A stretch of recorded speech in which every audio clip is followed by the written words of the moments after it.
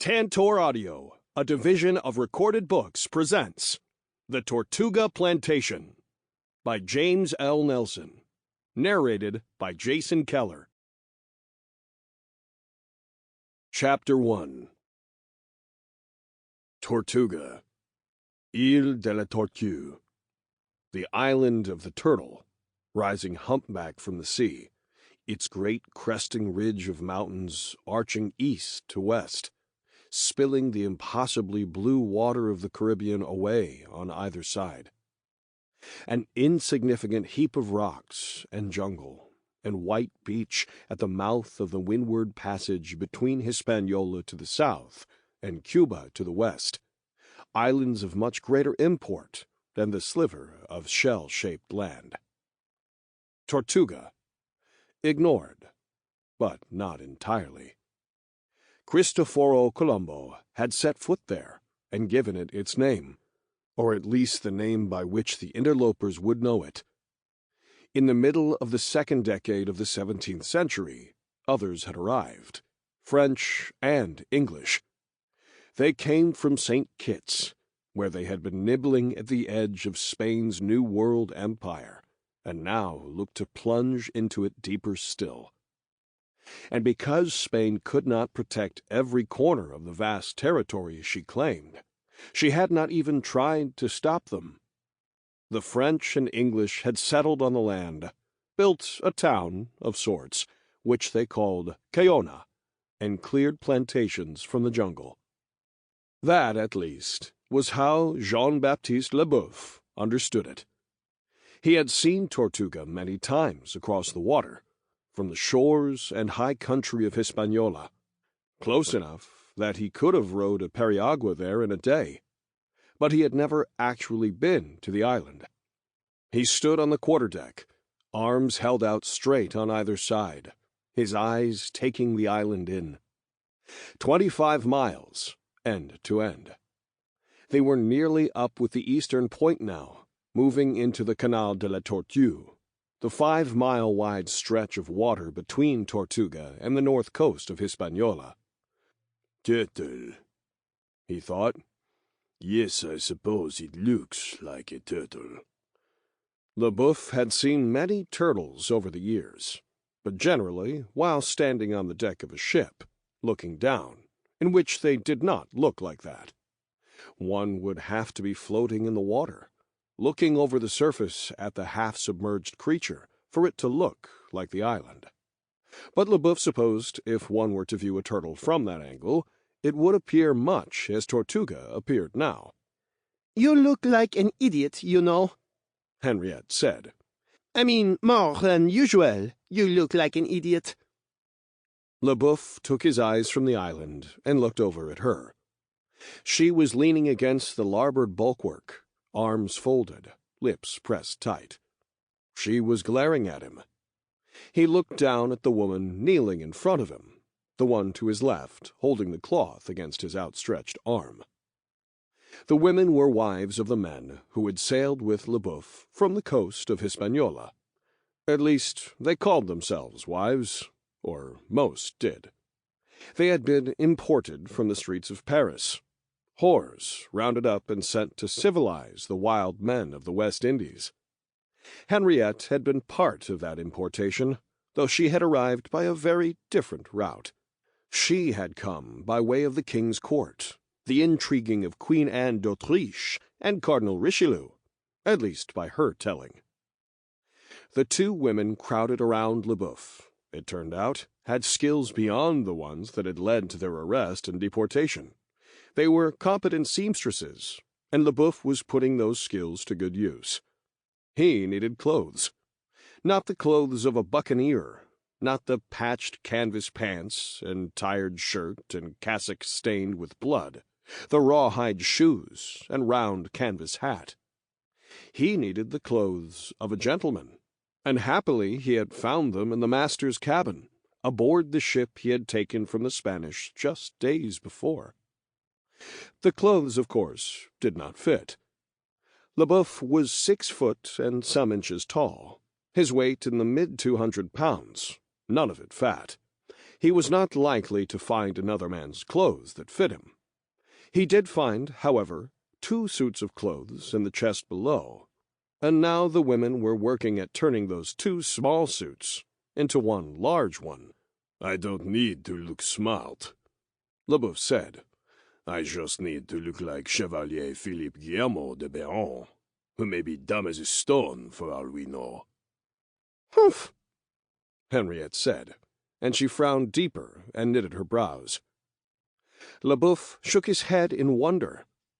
He was all that stood between her and the buccaneers who manned the ship. If he abandoned her, another man might claim her as his wife, or several at once, or they might sell her to the highest bidder. He was the only hope she had of ever seeing her beloved Paris again. She must know that. Yet she seemed not to care. She seemed to have no fear of his casting her aside. In truth, she seemed to have no fear at all. LeBoeuf found it very hard to reconcile such wanton disregard with her fierce sense for self-preservation. But there it was. the whole thing is madness, a waste. Henriette said next. We could turn around right now and sail for France. LeBoeuf made no reply. There were actually 100 reasons why they could not, but he did not try to explain them. He knew why Henriette was so furious, and it had nothing to do with the direction in which they were sailing. It was the gold.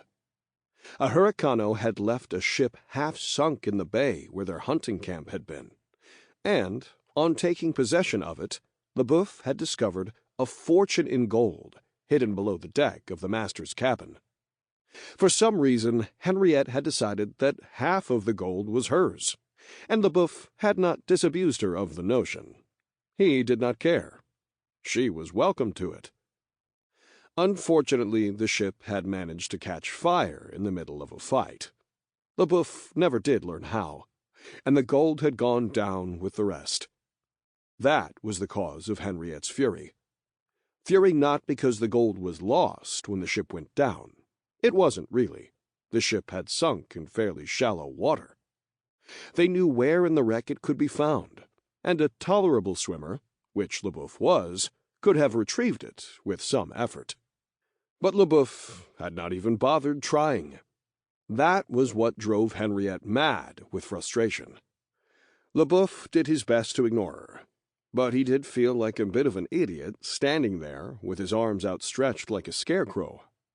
He opened his mouth to ask if he could lower them when the woman in front stood and said, Very good. You may take the tunic off, monsieur. LeBoeuf nodded and lifted the half-made garment up over his head. He handed it to the woman, and she and her companion disappeared below. LeBoeuf stretched and let the warm West Indies sun wash over his bare chest and shoulders. It was getting late in the year, not so hot as it was in the summer months, and it felt good to him. He looked up at the sails. The ship was running with the foresail and fore and main topsails set, the faithful easterly wind betwixt 2 sheets. They could easily carry more sail, but LeBoeuf did not want to go any faster than he was. He wanted to get a good look at what he was sailing into. He wanted to give the women time to finish his clothes.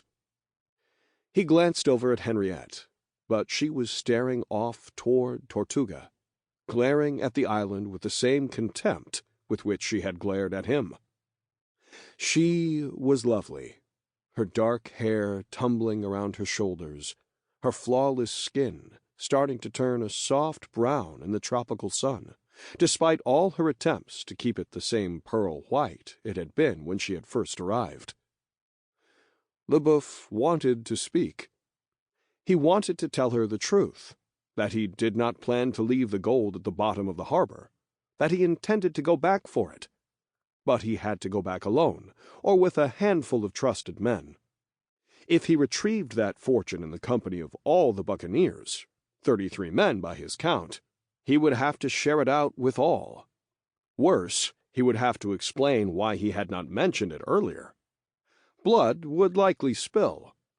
It often did, he knew, in those circumstances when gold and deception were involved. LeBoeuf wanted to explain as much to Henriette, but he did not. The past few years had taught him to keep his mouth shut, and he did.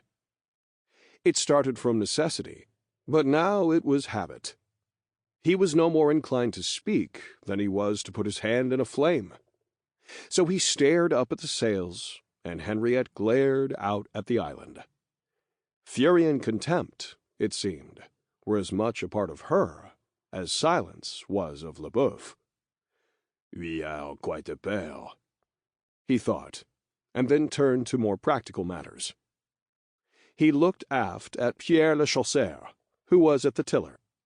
Most of the buccaneers had spent time on shipboard in various capacities and had some familiarity with the workings of a sailing vessel, but they were not all seamen, not at all. Le Chasseur, however, was a genuine mariner, which is why LeBoeuf had put him on the helm. Bring your head up a bit. We're close more with the island, LeBoeuf said. Le Chasseur nodded and said, Bring your head up.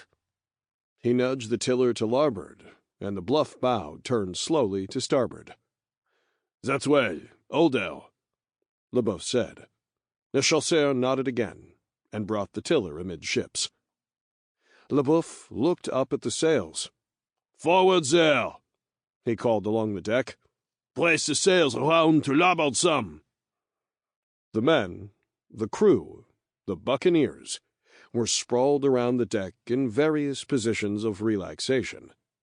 There was not a lot that needed doing, sailing in those conditions, and the buccaneers were not much inclined to do anything they did not need to do. But they obeyed LeBoeuf's orders, standing and shuffling off to the sides of the ship, casting off and giving desultory tugs on the larboard braces. They move like they're under water, damn the lot of them, LeBoeuf thought. He was not given to suffering such lethargy in a ship's crew, and even his time among the pig hunters of Hispaniola had not changed that attitude. Van Laudersong, the Dutchman, whose real name was Van Laufersug, too much of a mouthful for his fellow hunters, came smiling up the ladder to the quarterdeck. LeBoeuf's hunting dog, which he called Other Dog, lay in the shade of the bulwark. She was a mastiff, a large and powerful beast that moved between frantic activity and near complete lethargy, and in that way was well suited to fellowship with the buccaneers. She was in a state of lethargy now, but she stirred a bit and gave a soft growl as Van Laudersong appeared. Calme-toi, LeBoeuf said. Calm down. Van Laudersong glanced at the dog, but did not pause as he stepped onto the quarterdeck and ambled aft. He looked at LeBoeuf and nodded toward the men forward. Not so great sailors, eh? he asked. No racing to stations, hence the devil takes a hindmost here, it seems. LeBoeuf shrugged. They don't much care to be told what to do. Van Laudersong nodded and continued to smile. The Dutchman was a sailor of long experience, and unlike the others, he did not come from the mudsill of humanity. He had been raised in something akin to wealth, had served as an officer in the Dutch Navy, then a privateer, and then, at last, a buccaneer, ever in search of greater and greater wealth. LeBoeuf knew all this because Van Laudersong was always eager to share his life's story, lest anyone think him just another miserable wretch cast up on the shores of the West Indies. To LeBoeuf, who would not even volunteer his real name, it was all very amusing. Van Laudersong himself was not very amusing. He was smart, and he was treacherous, and he was always looking for the main chance. His smile and his ingratiating demeanor could hide those qualities from some, but LeBoeuf could see through them as easily as through the startlingly clear water of the Caribbean. "Well," Van Laudersong said, "you'll have no need of sailors and such soon enough. once you have laid claim to your fine plantation on Tortuga. Might not, LeBoeuf replied. It was about as chatty as LeBoeuf tended to be. Have you thought about what you might do with this ship? Van Loutersong asked, nodding forward, as if to indicate which ship he was referring to. Once you've settled on the island. I've thought some, LeBoeuf said. Van Loutersong waited for LeBoeuf to say more, and it took him a moment to realize that this was all he meant to say. We should talk, you and me, Van Loutersong said, his voice a bit lower now, conspiratorial. These other fools want nothing more than to drink themselves to death. But you and me, we can see beyond that, eh? I have thought on how we might use this ship to make us both very rich men. I'll wager you do, LeBoeuf thought, but he only nodded in reply. Van Loutersong had a small fortune in goods, hidden in a cave back on Hispaniola, and he was the only one besides LeBoeuf and Henriette who knew about the sunken gold. LeBoeuf could well imagine he was eager to get his hands on a ship. So, what say you? Can we do business? Van Loutersong asked. After I get my plantation, LeBoeuf said. Van Loutersong smiled again and nodded with a knowing look that made LeBoeuf want to slap him. But he checked that impulse. Van Loutersong was decently well regarded by some of the buccaneers, and LeBoeuf knew he would need the help of every man aboard. Gold was not the only thing LeBoeuf had discovered in the master's cabin of the wrecked ship. There had been a letter patent as well, the grant of a plantation on Tortuga to one Chevalier Philippe Guillermo de Béon, given by the King of France himself. To LeBoeuf, the patent and the ship had been like a drink of cool water to a man dying of thirst. From a shipwrecked life that left him drowning in despair, these things were a line to grasp, a route from a pig hunter to ship owner to lord of the manor. When the ship burned, so burned the last vestige of LeBoeuf's hope. He had sat down on the beach and waited for death to come in like the tide. But Henriette had managed to save the letter patent from the flames, and another ship had come to anchor in the bay, and LeBoeuf, incredibly, was given yet another shot at reclaiming his life. He was now aboard his own ship, off to take possession of his plantation. He had no considerations in mind beyond that, and he would allow none to distract him. Very well, Van Loutersong said. After you get your plantation. He nodded and smiled again, and LeBoeuf was impressed at how much like a genuine smile the Dutchman was able to manage. They stood on for another hour or so, closing slowly with the coast of Tortuga. What little LeBoeuf knew about the island he had picked up in conversation with the sailors who bought smoked meat from the buccaneers. He understood that there were reefs close in to the land, but even a quarter-mile off, the water was deep and free of hazards. He understood that Tortuga had only one harbor, and it really wasn't much of a harbor at all, more like an open roadstead, accessible by two different channels through the reefs. Those reefs, he was told, offered some protection from the seas, if not from the wind. Happily, with Hispaniola standing like a wall just 5 miles to the south, there was not much chance for the wind or seas to build. 5 miles from the eastern point of land, LeBoeuf spotted what he imagined was the harbor. He could see a thread of smoke rising up from the trees, a cooking fire most likely, and he thought he could make out a smattering of vessels riding at anchor near the shore. Most seemed to be large periaguas with their single spindly masts, and he might never have noticed them from that distance. save for the fact that two of the vessels appeared to be quite substantial, genuine ships, at least as large as the one he commanded. "Head up a bit more," he said. Le Chasseur acknowledged the order and turned the ship a bit more to starboard. "Forward there," LeBoeuf called next. "Clew up that foresail." Hands moved to haul away on the lines that would pull up the foremast's lower sail like a curtain. LeBoeuf watched them, considering his next words, then called out, "Van Loudersong, prithee, would you lay up to the foretop and guide us through the reefs?" Van Loudersong looked back at LeBoeuf, then up at the round foretop overhead, then back at LeBoeuf, trying, no doubt, to find the real motive behind the request. Then he gave a quick wave and headed up into the shrouds. Good, good, LeBoeuf thought. Van Loudersong was a mariner. He would know what to look for.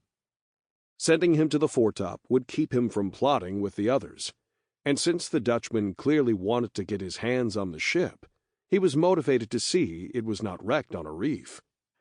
As they closed with the shore, LeBoeuf could pick out more of the details there. About a dozen boats of various sizes bobbed at their anchors, and a little farther out the two ships rode quietly at theirs. One was a bit larger than his own vessel, the other about the same size. The blue-green water ran up to a wide, long stretch of beach, the sand a brilliant white.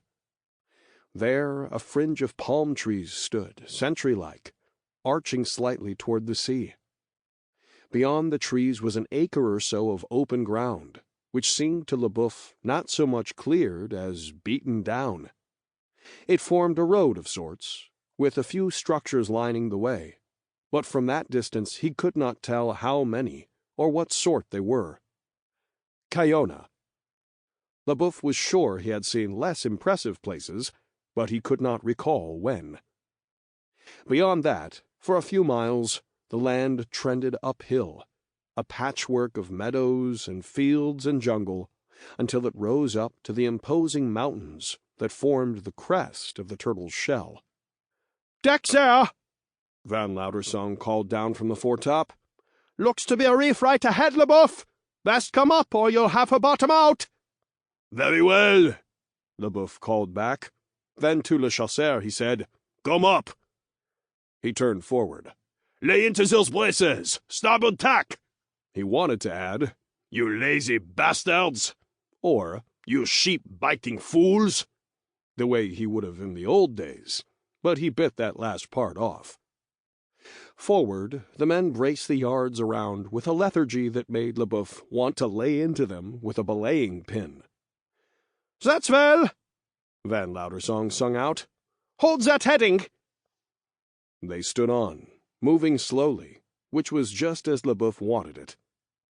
He wondered if there was any current that might be pushing them this way or that. He looked astern to see if the ship was slewing sideways, but the wake was straight and true. "Billy!" he called forward, and the man who called himself Billy Solent looked aft. He was an Englishman and a sailor. "Will you see the best bower ready for letting go?" "Oui, Monsieur le Captain." Billy Solent called back in his oddly accented French he had picked up from his fellow hunters, then started calling for others to bear a hand. LeBoeuf stepped over to the leeward rail and looked down.